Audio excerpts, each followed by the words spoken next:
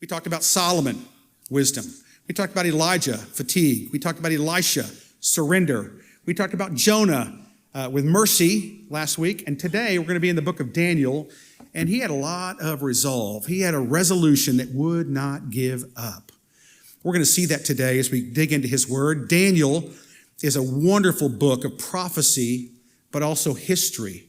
There's some wonderful stories there to instruct us. So resolve, what is resolve? It's really to decide firmly on a course of action or a firm determination to do something. And Daniel had resolve. Daniel had a mindset toward God, and he was going to follow him no matter what. I pray that's your resolve today, to follow God that way. Daniel's name is an interesting name. It means this: God is my judge. Folks, if you can get that down in your heart, that God is your judge, not man, it helps you to live free for the Lord. You don't have to answer to people on Judgment Day. You have to answer to God on Judgment Day. Why? Because God is our judge. That's scary if you don't know Christ. But if you know Christ, that's a wonderful thought to think that Christ took the judgment for us. But Daniel's name means God is my judge. Do you live as though God is your judge? Do your kids see that you're living in that way? Do your grandkids see that you're living, that God is your judge? 12 chapters in the book of Daniel, 9 out of those 12 of Daniel revolve around dreams. He could interpret dreams. God gave him that ability to do that. Daniel is one of the few in the Bible about whom there is nothing ever negative written about him. Daniel seemed to live a good, holy life.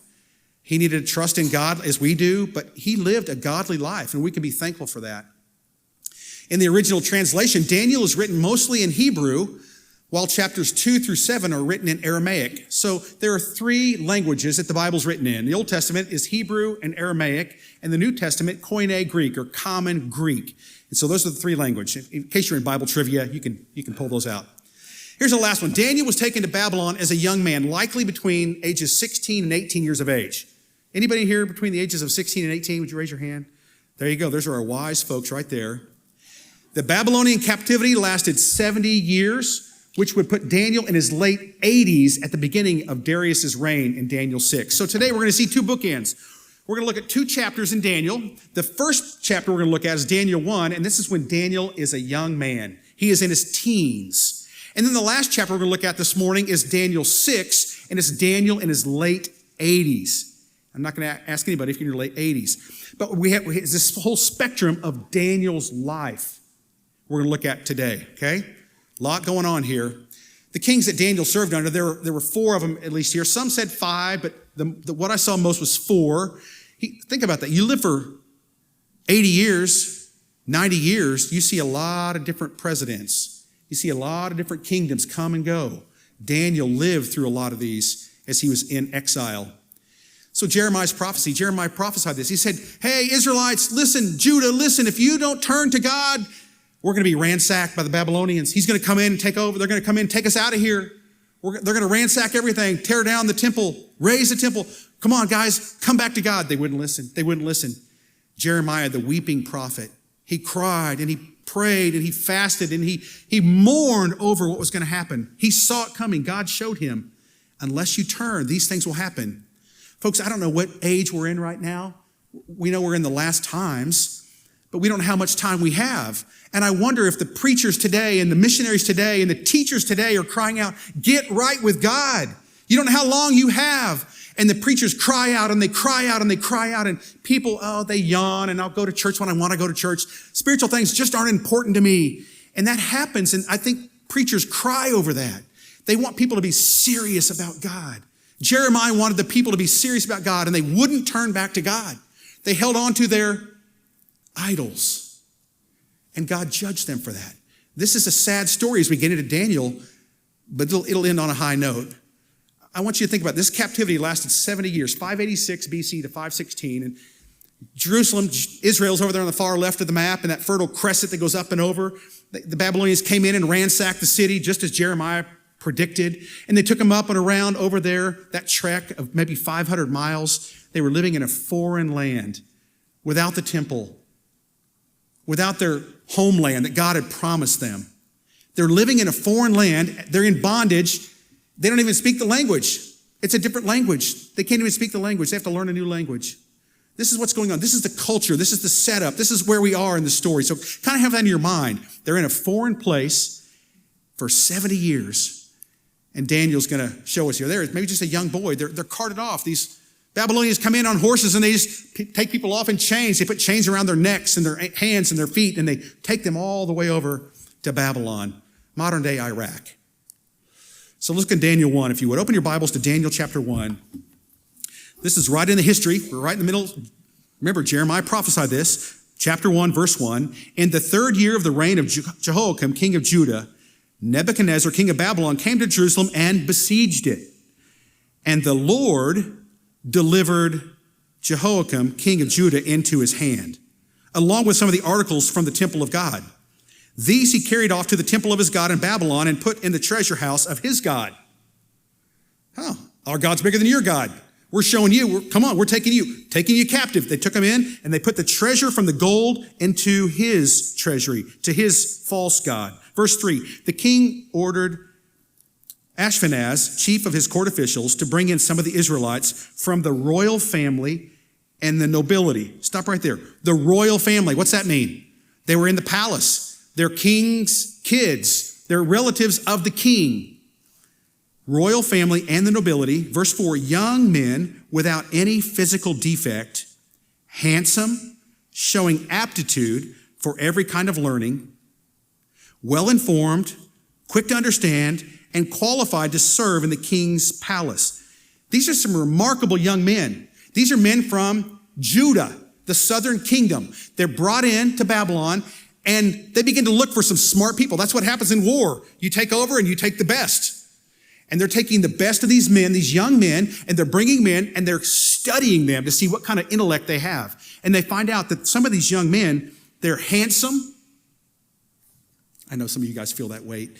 They're intellectual. They can learn quickly. They have a high aptitude for learning, a high IQ. God gave them a high IQ. And not only that, they're well-informed. They know what's going on around them. They don't have their head in the sand. They know what's going on in culture. They know what's going on around them, and they're able to interpret these signs and apply them in their life in a godly way. And they're qualified. They're qualified. That means they know what it's like to stand in the king's presence. Now they're qualified to serve in Babylon, and they're going to do that. Look what happens here. He was to teach them the language and literature of the Babylonians. That's what happens. Satan is trying to get us to learn the way of the culture. He's trying to let us learn their language, to learn the ways, to learn the songs of the culture. And be careful, that can pull you away from God. It doesn't have to, but it can pull you away from God. The king assigned, look at this, the king assigned them a daily amount of food and wine from the king's table. They were to be trained for 3 years. This is a 3-year school for them, train them to work in the king's palace. And after that, they were to enter the king's service. Among those were some from Judah. Here are 4 names. Daniel, Hananiah, Mishael, and Azariah. You may not know those last 3. You'll know them in just a minute. The chief official gave them new names. To Daniel, the name Belteshazzar. To Hananiah, Shadrach. To Mishael, Meshach. And to Azariah, Abednego. I was doing children's church one time and talking about this, and one kid said, now who is that last guy? Off to bed we go? I said, no, his name is Abednego, not off to bed we go. So that stuck in my mind ever since he said that. So Shadrach, Meshach, and Abednego. Remember the 3 children that are thrown into the fiery furnace? That's them. These are the 4 young men, probably in their late teens, maybe early 20s, and God has given them high intellect, high aptitude. They know what's going on. They know how to conduct themselves in a foreign land. They're holy, they're good, they're godly. Verse 8 is where I got the sermon title for resolve or resolution. Verse 8, but Daniel resolved not to defile himself with the royal food and the wine. And he asked the chief official for permission not to defile himself this way. Pastor Tompkins came up to Carthage, Missouri when I was 13 years of age, and Jason kind of was at the age where he kind of stayed around here, and he had his eyes on somebody, I think, named Vicky. And Julie came up, his other daughter, for a year. She had a year there, her senior year, but Judson was young. He was 5th grade, I think, and he and I became fast friends. I'm about 3 years older than him. And we had to do memory verses in junior high and high school. Every Sunday we had memory verses. We had so much fun with those memory verses. We would actually talk in different voices to try to memorize these verses. We would talk like weird characters. And I remember Judson with this verse. We had to memorize this verse. But Daniel resolved not to defile himself. I remember Judson saying that over and over with that weird voice. I still remember it today. But you know what? It worked. But Daniel resolved not to defile himself. That was one of our memory verses as teens, and that's not bad for adults either. But Daniel resolved not to defile himself. He didn't want the royal food. That was pork and unkosher foods. They weren't supposed to have those things. And so, or the wine. They're teetotalers, like Nazarenes. As Church of Nazareth, we believe that we give up drinking. We don't think somebody's going to hell because they drink, but if you're a member of the church, we say, we don't drink. Why? Be a good example. Be a good example. Think with clear head. So they're teetotalers here. They don't have any of the royal food nor the wine. That's interesting. They don't take any of this. But the official said, verse 9, now God had caused the official to show favor and sympathy to Daniel. But the official told Daniel, I'm afraid of my lord the king who has assigned your food and drink. Why should he see you looking worse than the other young men your age? The king would then have my head because of you. They're saying, boys, listen, you're nice, you're good boys, you four, you're really good. But if you don't have this royal food, you're going to look scrawny, you're going to look malnourished, and the king will have my head. I'm not doing that. But Daniel's what?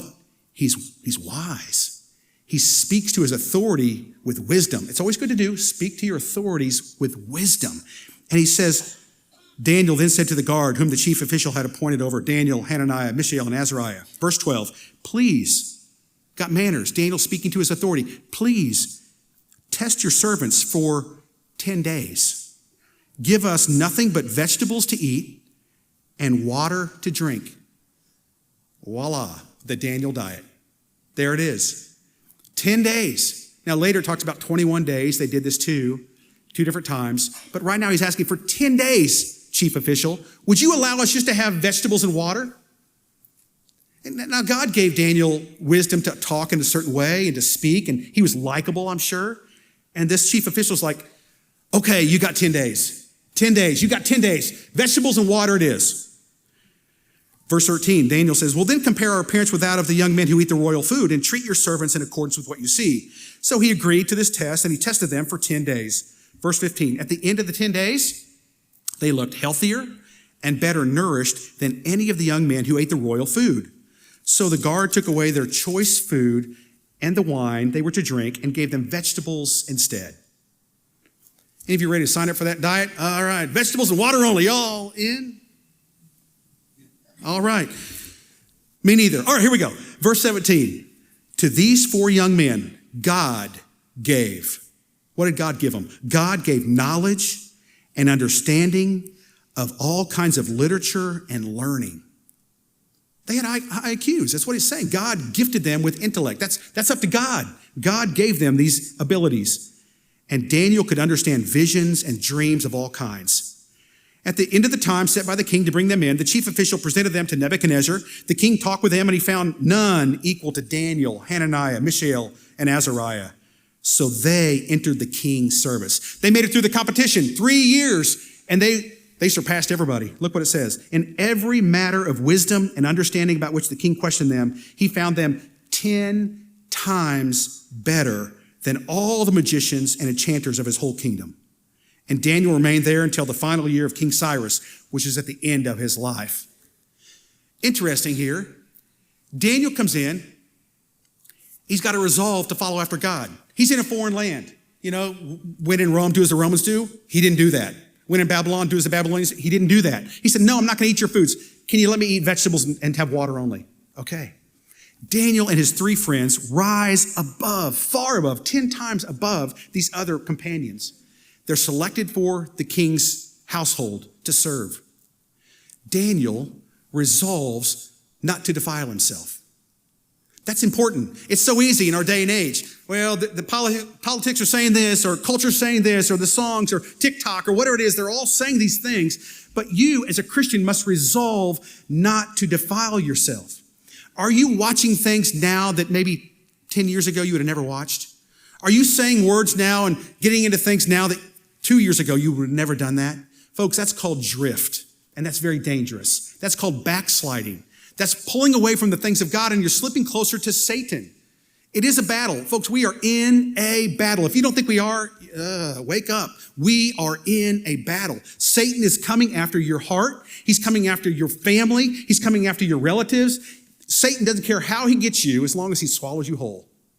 He is the deceiver. He is the author of confusion. He's the father of lies. Satan, he comes as an angel of light, trying to deceive us. He's working right now in this church. I have no doubt.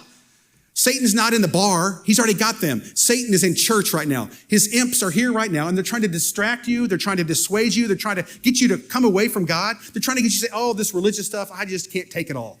I'm telling you, Satan is working against you, and he'll use culture. Now, culture in itself is not bad. It's amoral, right? But it's what we do with the culture. What is culture doing to you? The hard part is we don't always know because we are in it. Right? We're in it. We're swimming in the culture. Like the idea, you've heard about the frog, and you put a frog in hot water, it jumps right out. But you put a frog in cold water, and you slowly raise the temperature, and that frog will die because it's cold-blooded. Its temperature is kind of doing what the outside temperature is doing, cold-blooded animal, amphibian. And that's what happened. That can happen to us as Christians. We're in it so long, and we forget the good things. We forget the main things. We forget the plain things. And our families go off in all these directions. And we have to say, no, come back. This is what God's word says. Don't let the culture steal your Christianity. Don't let the culture steal the joy you have from following after Jesus. Daniel was young, but he was wise. He didn't let culture dictate to him how he should walk after God. Moms, dads, grandparents, teens, don't let culture dictate to you how you live. You follow God's holy word. You're not going to hear this in school. You probably won't hear this on the news. But I'm telling you, we don't walk to the beat at the same drummer as the world does. We have a different beat. We have a different guy who's leading us named Jesus Christ. I pray, listen to his voice. So Daniel's young. That first chapter is about Daniel young. Now we're going to flip to Daniel old. And this is when he's in the lion's den. Go to chapter 6 if you would. This is one of my favorite stories. It's a great story in the Bible, a true story. Listen to this. Chapter 6, verse 1. It pleased Darius to appoint 120 satraps to rule throughout the kingdom, with 3 administrators over them, one of whom was Daniel. The satraps were made accountable to them so that, why? Why did he put satraps there? The satraps were made accountable to them so that the king might not suffer loss. That's a pretty smart king. He wants to know the affairs of the kingdom. He wants to put people in charge of all these things and make sure everything's going smoothly. He's a good administrator, this king. Daniel, verse 3. Now Daniel so distinguished himself among the administrators and the satraps by his exceptional qualities. He's older now. He's still holding on to all of his good qualities. He hasn't backslidden. He hasn't fallen away. He's still sharp. He's still razor sharp for God. He's following after Jehovah. He's going to do what he wants. Daniel so distinguished himself among the administrators and the satraps by his exceptional qualities that the king planned to set him over the whole kingdom. This is a Jew who's going to be in charge of all the Gentiles. And some of those Gentiles couldn't handle that. Wait a second, this is a prisoner of war. You're going to possibly put this prisoner of war, Daniel, in charge of all of us in Babylon, the great kingdom of Babylon? Verse 4, at this, the administrators and the satraps tried to find grounds for charges against Daniel in his conduct of government affairs, but they were unable to do so. Don't miss that. If you're a Christian, you better have the best work ethic in the whole place. Don't be slack in your work. Don't give up. Don't walk out. Don't look for ways to get breaks quick. You be the leader. Daniel was so good they couldn't find anything wrong with him. He was a hard worker. He stayed at the task. He was there for the king, whatever he needed. They weren't able to find anything wrong with him. Wouldn't that be great to say of you? They couldn't find anything wrong with this guy, this girl, this young girl, this teen boy. They could find no corruption in him because he was trustworthy and neither corrupt nor negligent. Verse 5. Finally, these men said, these guys are sharp. Now, they're not wise, but they're sharp. and they're like snakes in the grass. So watch out. Here's what they're doing. They're like conniving. They're like Democrats and Republicans. They work against each other. I mean, just like they flow. Here's what they do. Here's their plan. We will never find any basis for charges against this man, Daniel, unless it has something to do with the law of his God. They couldn't find anything. He was doing nothing wrong out here, so they're going to have to go to, what's he doing religiously? He's a religious man. Let's find out what he's doing there that's wrong. So here's what they do. So the administrators and the satraps went as a group, safety in numbers. They're conniving. Here they are. They're going as a group to the king, and they said, "Oh, King Darius, live forever."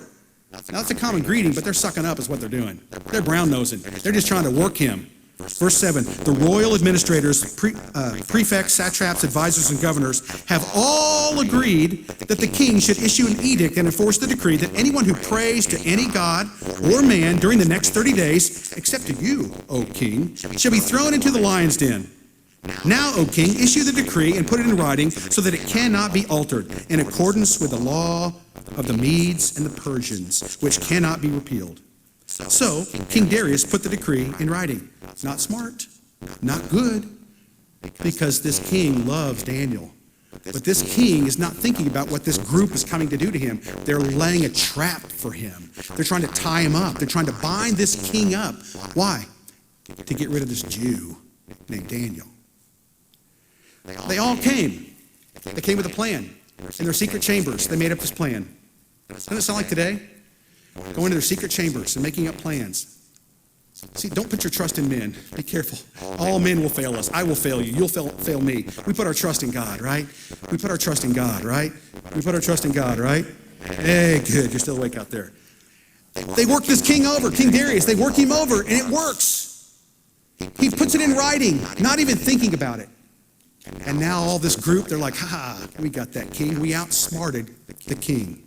Verse 10, now when Daniel learned that the decree had been published, he went home to his upstairs room where the windows opened toward Jerusalem. 3 times a day he got down on his knees and prayed, giving thanks to his God, just as he had done before.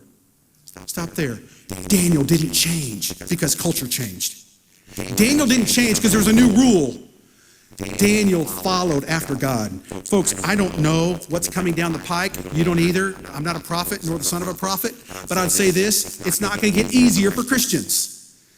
What will happen if there's ever an edict that says you can't go to church?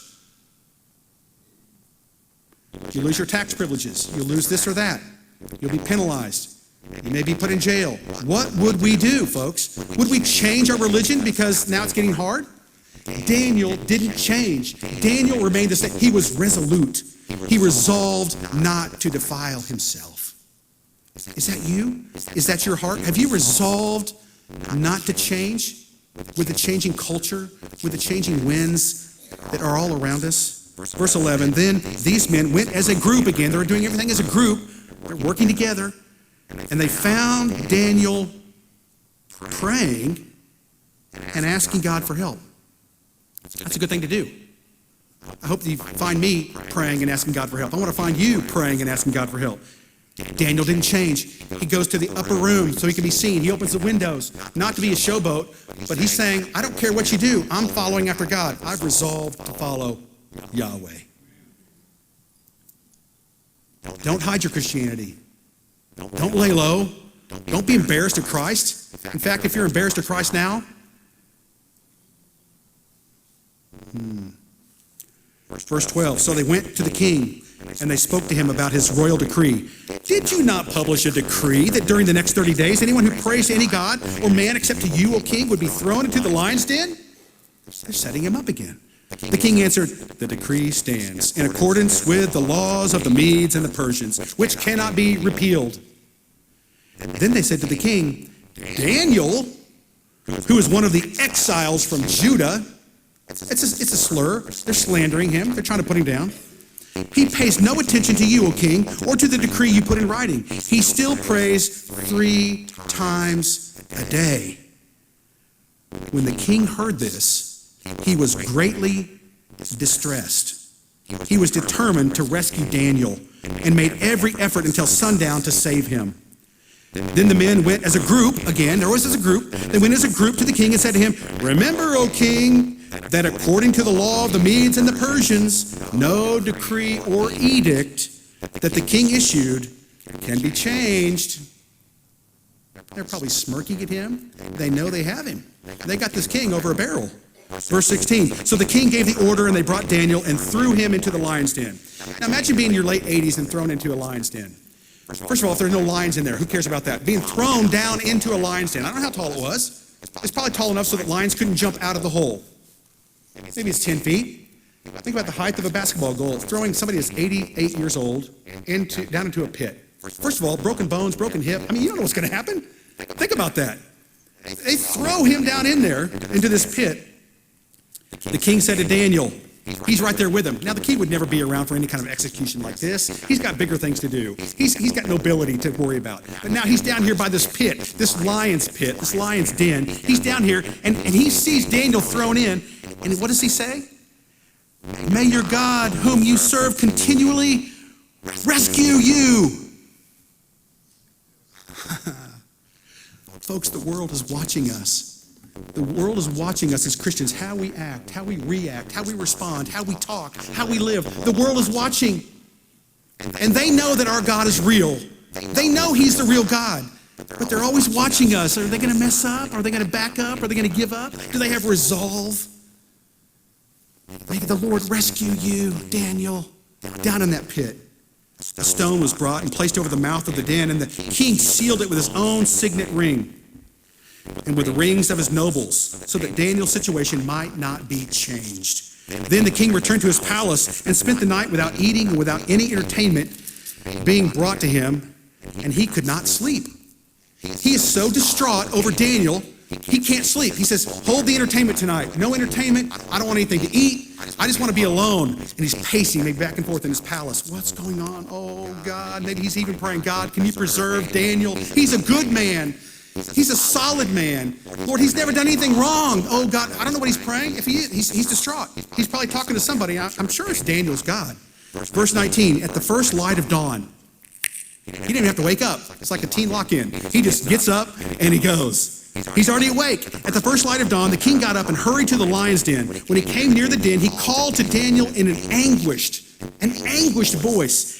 Daniel, servant of the living God, has your God, whom you serve continually, been able to rescue you from the lions? He's distraught.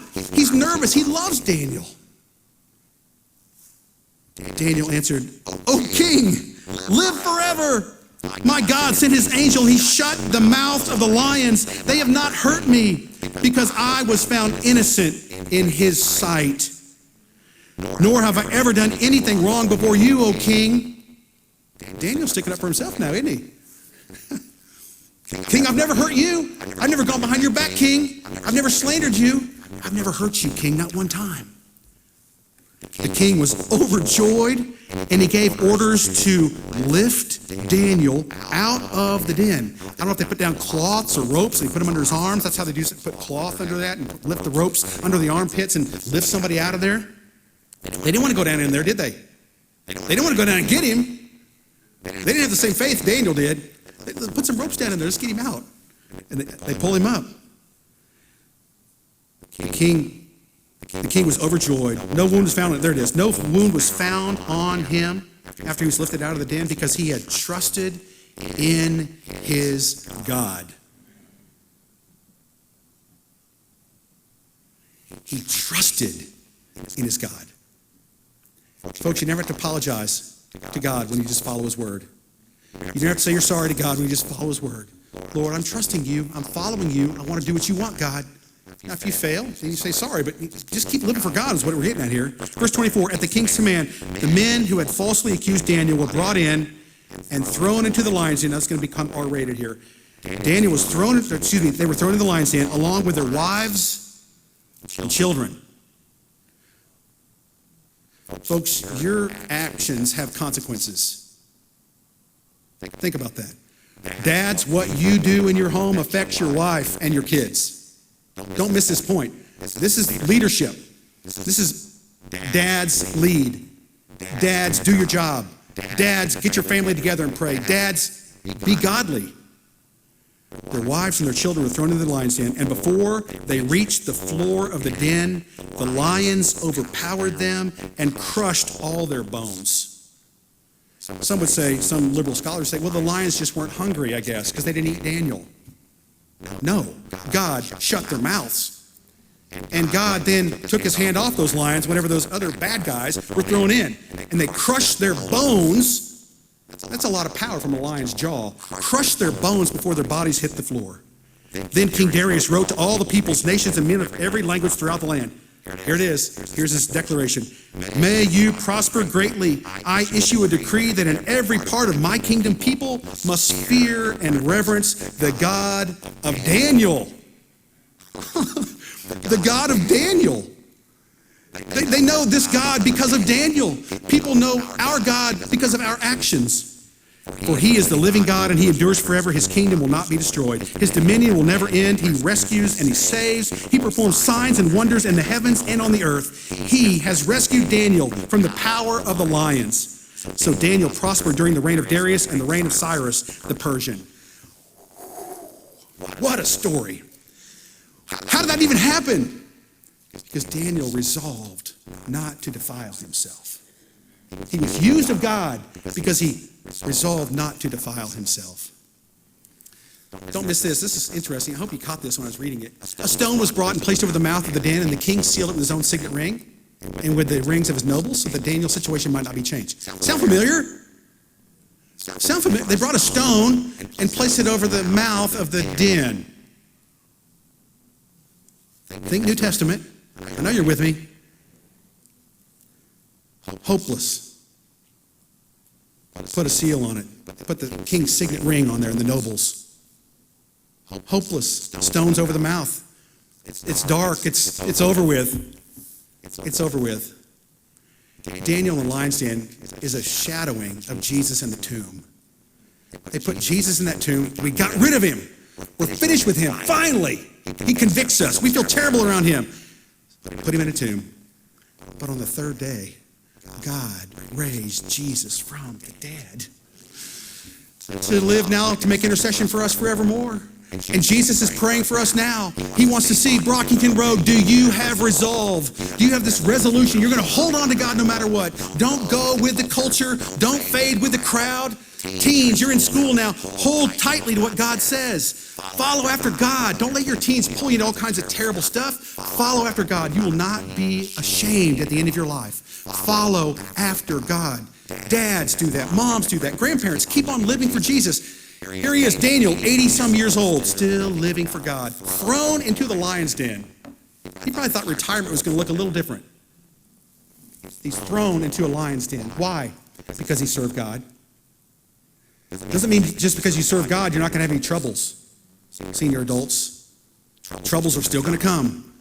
But as you resolve in God, keep your resolve in God. Resolution. I don't know what Daniel, I'm sure he prayed in that lion's den, 80-some years old. Oh, Jehovah God, I love you. Who knows what his voice is like? He's an old man. He's crying out to God in that lion's den.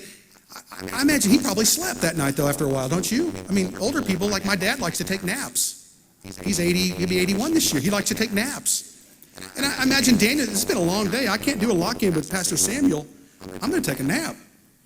He's sleeping in there. The lions are like thinking, is that a cat? It's purring. What is that noise over there? Daniel knew God was going to protect him. Daniel has resolve. He's following after God. Jesus said this, don't miss this. This is our punch for this. Jesus said, he who endures till the end shall be saved. He who endures till the end shall be saved. Not those who took a shot at it, not those who started quick, but those who endure till the end. It's not a sprint, folks. It's a marathon. We keep on walking with God. We keep on walking with God. If you're 70 years old, 80 years old, 16 years old, you keep on walking with God. He and only he, it's emphatic in the Greek, he and only he who endures till the end shall be saved. Are you enduring? Have you resolved in your heart not to defile yourself? I pray that you have. I pray that you have. Dare to be a Daniel. That was a theme when I was a teenager. Dare to be a Daniel. Do you have resolve, folks? And if you don't, today's a day. Lord, help my resolve. Help me to hold on to you. And he'll do it. God will do it. God will do it.